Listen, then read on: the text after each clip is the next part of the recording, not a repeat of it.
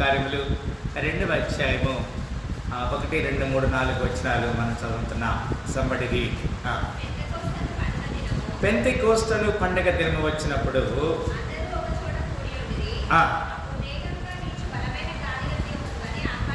ఇక్కడ గమనించాలి పేరా. పెంతెకోస్తు అనే పండగ దినము, పెంతెకోస్తు, పెంటా అనే మాట వాస్తవానికి గ్రీక్ వాడది. బైబిల్ గ్రంథము పాత నిబంధనని హెబ్రీ భాషలో తర్జుమా చేస్తే కొత్త నిబంధనని గ్రీక్ భాష నుంచి తర్జుమా చేశారు.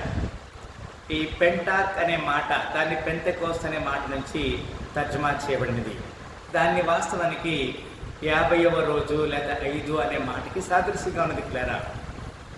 ఈ పెంతెకోస్తు దినము 50వ రోజు. ఇంతకుముందు కూడా మనం చూసాం కదా. మనం చూసిన సందర్భాన్ని మనం జ్ఞాపకం చేసుకున్నప్పుడు పిల్లరా, అపోస్తుల కార్యములు 1వ అధ్యాయము 3వ వచనంలో యేసుక్రీస్తు వారు సమాధి నుంచి తిరిగి లేచిన తర్వాత 40 దినముల వరకు ఆయన అగ్గుపడ్డాడు కదా. అపోస్తుల కార్యములు 1వ అధ్యాయము 3వ వచనం. సమ్మడి రీడ్.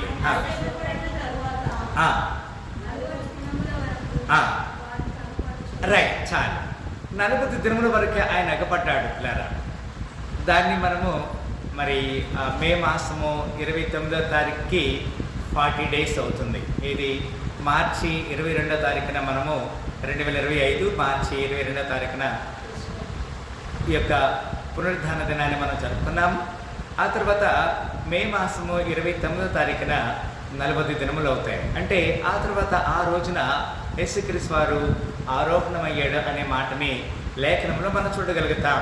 అంటే దాన్ని మనము పాత నిబంధనలో, అంటే పాత కాలంలో జరిగినటువంటి ఆ యొక్క డేట్ని మనము మన దినముల్లో మనం దాన్ని చూసినప్పుడు, రెండవదిగా మనం చూసినప్పుడు పిల్లరా ఆయన చెప్పాడు, ఒక వాగ్దానం చేశాడు. చదవమ్మా అక్కడే 5-4 వచ్చి చదవండి. ఆయన వారిని కలుసుకొని అది మీరు యెరూషలేము నుండి వెళ్ళక ఆమె చెప్పండి. Hallelujah. This is the promise of God. Today we are really waiting for the promise of God. God's promise never fail kadandi. Even in the human being everybody must fail kada. Your mummy may let you down, your father may let you down, but Jesus never fail. దేవుని మాట ఎప్పుడు కూడా fail కాదు. he let him down. ఆయన తను తాను ఎప్పుడు కూడా తగ్గించుకునే వ్యక్తి కాదు, పొరపాటు చేసే వ్యక్తి కాదు. ఆయన పరిపూర్ణుడు, యథార్థవంతుడు పిల్లరా. అందుకే ఇక్కడ లేఖనంలో మనం చూస్తున్నాము 2వ అధ్యాయము 4వ వచనంలో ఈ మాట వ్రాయబడినది. అందరూ పరిశుద్ధాత్మతో నిండిన వారై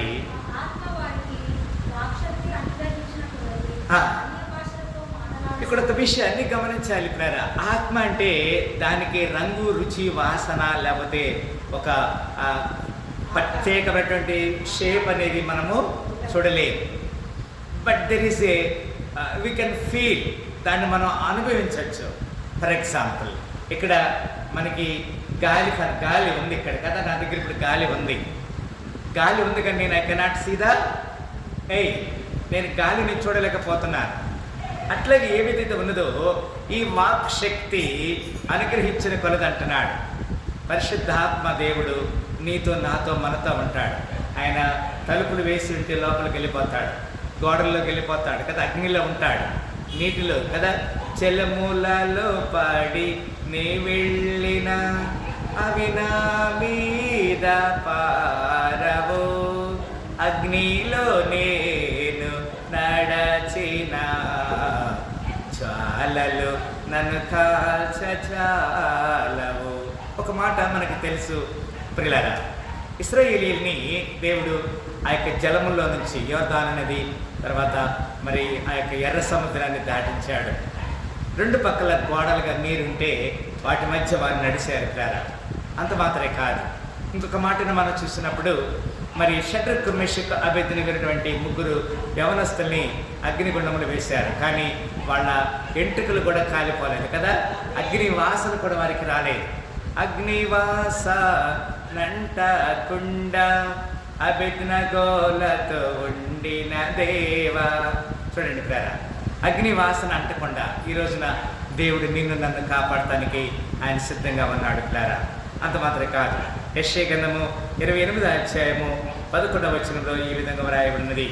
యెషయా గ్రంథము 28వ అధ్యాయము 11వ వచనంలో 12వ వచనంలో ఈ విధంగా వ్రాయబడినది. 28:11 చదువు.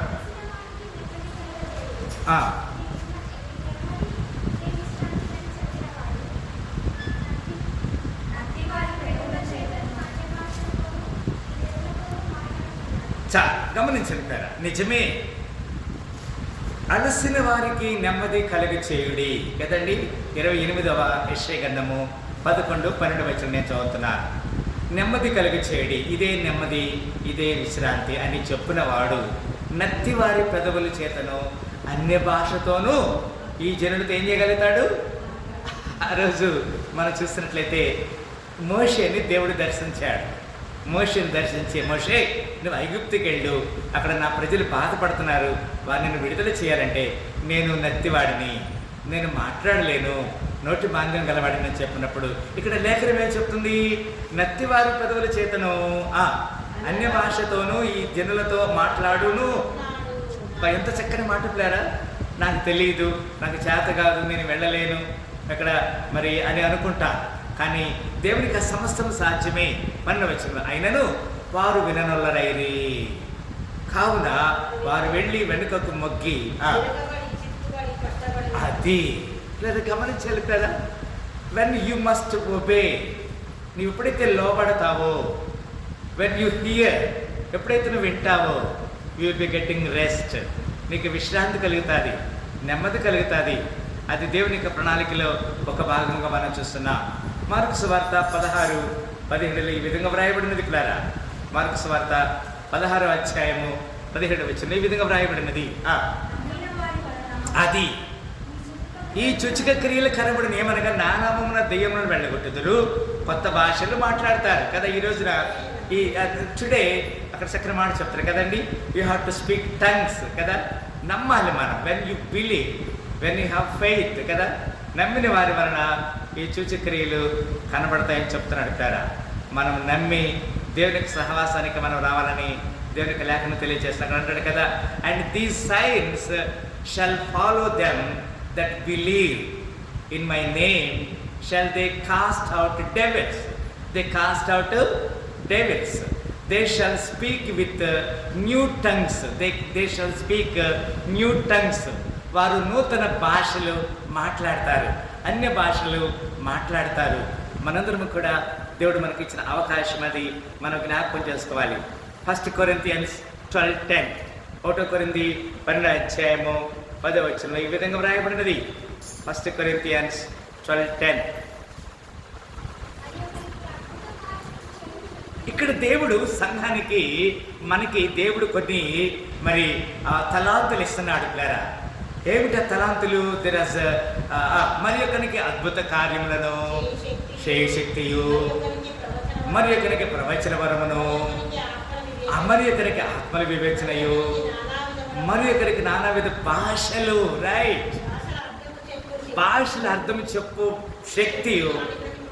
These are all the talents God given us, talents. తలాంతిని కొంతమంది ఏం చేస్తారంటే వాళ్ళకున్న తలాంతిని తీసుకెళ్ళి భూమిలో పాత పెడతారు కదండి. ఒక వ్యక్తికి ఒక అధికారి మరి 5 తలాంతులు ఇచ్చాడు కదా. ఒకరికి 2 ఇచ్చాడు, ఒకటికి 1 ఇచ్చాడు. 5 తలాంతులు ఇచ్చి 5 సంపాదించాడు. Is progressing, is multiplying 5 more. 2 స్థలాంతులు తీసుకున్న వ్యక్తి is multiplying and is making business and getting 2 more. 2 సంపాదించాడు. బట్ ఒక్క తలాంతు తీసుకున్న వ్యక్తి తీసుకెళ్ళి he was digging and bury, ఆయన గొంతు తవ్వి ఏం చేశాడు? పూడ్చిపెట్టాడు. అక్కడ యజమాని చాలా దిన తర్వాత మళ్ళీ వచ్చి అంటున్నాడు, వేర్ ఈజ్ మై టాలెంట్, నా తలాంతు ఎక్కడ అంటే 5 తలాంతుల వ్యక్తి 5 సంపాదించాడు, మళ్ళా నమ్మకం మంచి దాసుడు అని చెప్పాడు. 2 తలాంతులు తీసుకున్న వ్యక్తి మళ్ళీ 2 సంపాదించాడు, మళ్ళీ నమ్మకం మంచి దాసుడా, నా సంతోషంలో, నీ యజమాని సంతోషంలో పాల్గొనమని చెప్పాడు. 1 తీసుకున్న వ్యక్తి భూమిలో పాత పెట్టానంటే సోమరమైన చెడ్డ దాసుడు. మనం సోమరితనంగా ఉండకూడదు. For example, when it is the occasion of the church, సంఘ కార్యక్రమాలు, ఒకవేళ చైర్స్ వేయాలంటే చైర్స్ వేయాలి కదా, ఇక్కడ పట్టలు వేయాలంటే సాపలు వేయాలి, లేకపోతే ఇక్కడ డ్రమ్స్ కొట్టాలంటే డ్రమ్స్ కొట్టాలి, లేకపోతే నువ్వు ఏదైనా భోజనాలకి కార్యక్రమం సహాయం చేయాలంటే నువ్వు సహాయం చేయాలి. It is the talent you have to multiply. నీకున్న తలాంతిని నువ్వు మల్టిప్లై చేయాలి, అభివృద్ధి చేయాలి, కానీ భూమిలో పాత పెట్టకూడదు. నాకు చేత కాదు, నా వల్ల కాదు, నేను ఎందుకు చేయాలి, నాకేం పని, నేను ఇప్పుడు నైట్ ఇక్కడికి ఎందుకు వెళ్ళాలి ప్రార్థనకి. These are all nonsense. ఇవన్నీ దేవునికి వ్యతిరేకమైన మాటలు పిల్లరా. దేవుడికి దినమైన తీర్పులో వీటంతా కూడా తీసుకొస్తున్న మాటని మన జ్ఞాపకం చేసుకుంటున్నాం. అక్కడ 28 వచ్చిన కూడా చూడండి, అక్కడ 28 వచ్చిన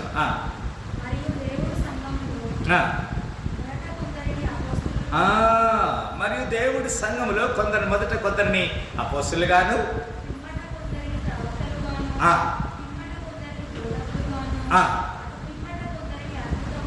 చేయవారుగాను,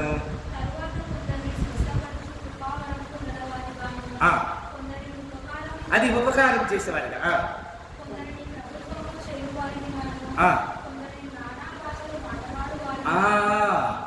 చూడండి brother, these are all the talents which God given us. మనకు దేవుడిచ్చిన తలాంతుల్ని, కృపావరము, ప్రవచన వరము, తర్వాత ఉపచారం చేయాలి కదా. ఫర్ ఎగ్జాంపుల్ స్కూల్ స్టార్ట్ అవుతున్నాయి, ఎవరికైనా ఒక స్లేట్ కొనియచ్చు, లేదా కొన్ని పెన్స్ కొనియచ్చు, లేదా నోట్బుక్స్ కొనియచ్చు, లేకపోతే ఒక బ్యాగ్ కొనియచ్చు. Whatever you wish to do you can do in the name of Jesus.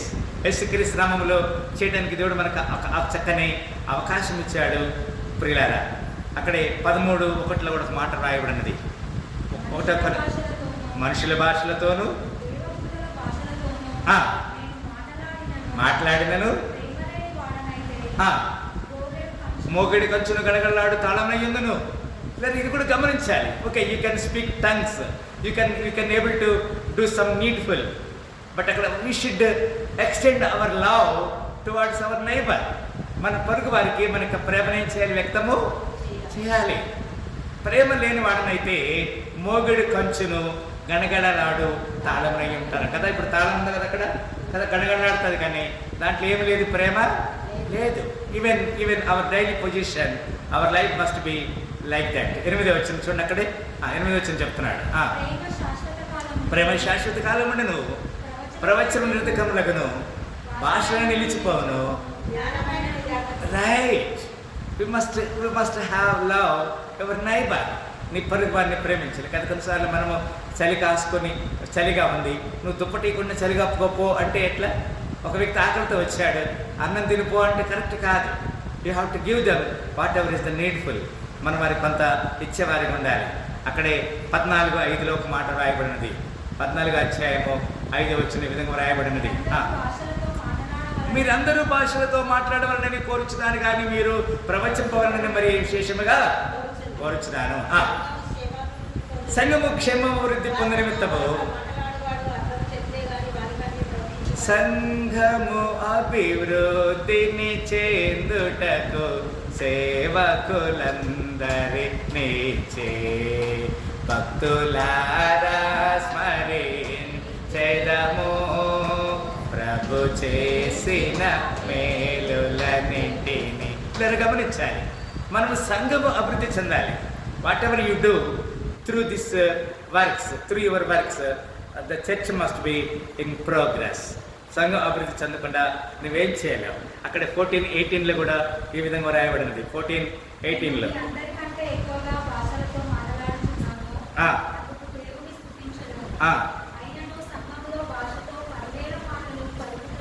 కట్టే బోధ కలిగినట్టు నా మనసుతో 5 మాటలు చాలు కదండి. ఎన్ని మాటలు?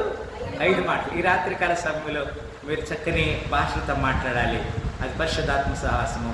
కానీ 5 మాటలు ఇక్కడ నుంచి తీసుకొని మనం వెళ్ళేవారికి ఉండాలని దేవుడు లేఖను తెలియజేస్తున్నాడు. నేను ఇక తొందరగా ముగించిపోతున్నాను.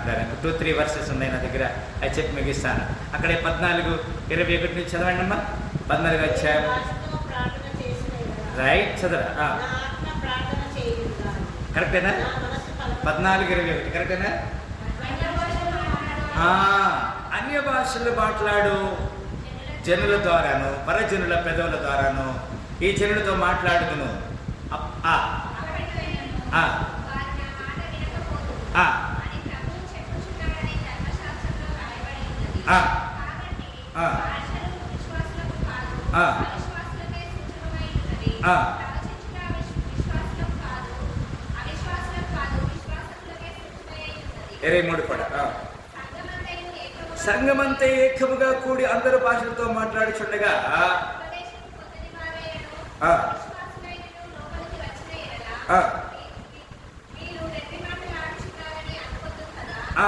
అయితే అందరూ ప్రవచించుచుండగా అవిశ్వాసి అయినను, ఉపదేశము పొందని వాడైనను లోపలికి వచ్చిన ఎడల అందరి బోధ వలన తాను పాపినని గ్రహించి రైట్. ఎవరి వలన దర్శింపబడును. గమనించాలి పిల్లరా, ఇక్కడ దేవుడు అయితే దేవుడు అందరి హృదయాంతర రహస్యాలను చూస్తున్నాడు దేవుడు కదండి. అప్పుడు అతని హృదయ రహస్యములు బయలుపరచబడును అంటాడు. దేవుడు మనకి ఇచ్చిన అవకాశం పిల్లరా. God will testify every individual. ప్రతి ఒక్కరిని దేవుడు పరీక్షిస్తాడు. God never forsake anybody. ఎవరిని ఆయన విడిచిపెట్టాడు. కనుక మనము ఆ విషయంలో చాలా జాగ్రత్తగా ఉండాలి. అక్కడ ఇంకొక మాట కూడా చూడండి, 29 చదవరా. 14:29. ప్రవక్తలు 2-3 మాట్లాడవచ్చు. తక్కిన వారు ఏం చేయాలి? వివేచింపాలి. ఎవరైనా ఒక్కరు మాట్లాడుతున్నారు. కొన్నిసార్లు గమనించి చెప్పారా, కొంతమంది ఇక్కడ వాక్యం చెప్తా ఉంటారు, ఏం చెప్తారో వాళ్ళకి కూడా అర్థం కాదు, వినే వాళ్ళకి కూడా అర్థం కాదు. ఇక్కడ చక్కని వాళ్ళని మనం వివేచించాలి. వివేచించడం అంటే ఏం మాట్లాడుతున్నాడు, ఏ సందర్భంలో మాట్లాడుతున్నాడు. ఇప్పుడు మనము పెంతెకోస్తు పండుగ దినంతో మాట్లాడుతున్నప్పుడు భాషల గురించి తెలుసుకోవడం మంచిది కదా, పశ్చాత్తాపడటము మంచిది. ఈ విధంగా మాట్లాడే కానీ వేరే సందర్భాన్ని తీసుకొచ్చి ఇక్కడ మాట్లాడాల్సిన అవసరము కరెక్ట్ కాదని లేఖనం తెలియజేస్తుంది ప్రేరణ. కనుక మరి ఉదయకాల సాయంకాల సమయంలో మరి ఉదయకాలం కూడా మనం చక్కని ఆరాధన జరిగించాము, ప్రార్థన చేశాము. ఈ సాయంకాల సమయంలో కూడా పరిశుద్ధాత్మ కొరకు నిమిషాలు ప్రపంచ కొరకు ప్రార్థన చేస్తాం. ప్రార్థన చేసే కృప దేవుడు మనకి ఇచ్చాడు. అలాంటి కృపలో అందరం కూడా పాలుభాగస్తులు కదా. ఒక లెటర్స్ ప్రే 10 to 15 minutes, ఒక 20 minutes వరకు మనం ప్రార్థన చేసి will be wind up as soon మనం త్వరగా ముగించుకుని అందరూ కూడా తల వంచుకునైతే ప్రార్థన చేస్తాం. Can you please close your eyes everybody? అందరూ తల వంచుకుందాం. స్తోత్రం. హల్లెలూయా, హల్లెలూయా. ఆరాధించే వేళలందు నీదు హస్తములు తాకాయి నన్ను, పశ్చాత్తాపము కలిగే నాలో, నేను పాపినని గ్రహించగానే నీ మేళకు అలవాటై నీ పాదముల్ వదలాకుంటి. నీకు ఇష్టమైన దారి, నీకిష్టమైన దారి కనుగంటి నిన్ను చేరి. ఏసయ్యా, ఏసయ్యా, ఏసయ్యా, ఏసయ్యా, మేలు చేయక నీవు ఉండలేవయ్యా, ఆరాధించక నేను.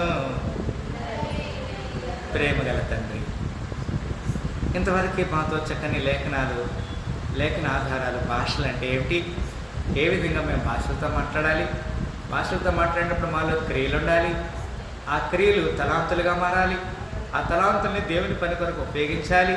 ఒకవేళ నేను భాషలతో మాట్లాడి నా సహోదరుని ద్వేషిస్తే, ఆ సమయంలో నేను భాషలతో మాట్లాడితే అది గడగడలాడే కంచువలే ఉంటుందని మీరు లేఖనంలో చెప్పారు. కనుక మేము భాషలతో మాట్లాడుతూ మీరు మాకు ఇచ్చిన సంఘ అభివృద్ధిలో భాగముగా తలాంతుల్ని మీ యొక్క సంఘానికి ఉపయోగకరంగా జీవించే భాగ్యం దయచేయమని సకల ఘనత మహిమ ప్రభావం అర్పిస్తూ యేసుక్రీస్తు పరిశుద్ధ నామములో ఈ యొక్క పరిశుద్ధ సహాసం పనులను బిడ్డలందరూ దీవించమని ప్రార్థన చేసి అడిగి వేడుకుంటున్నాము తండ్రి. హల్లెలూయా. మరొకసారి ఈ సాయంకాల సమయంలో ఈ యొక్క పునరుద్ధాన ఆరాధనలో ప్రాముఖ్యంగా ఈ పెంతెకోస్తు ఆరాధనలో పాల్గొన్న ప్రతి బిడ్డని దేవుడు దీవించి ఆశీర్వదించును గాక.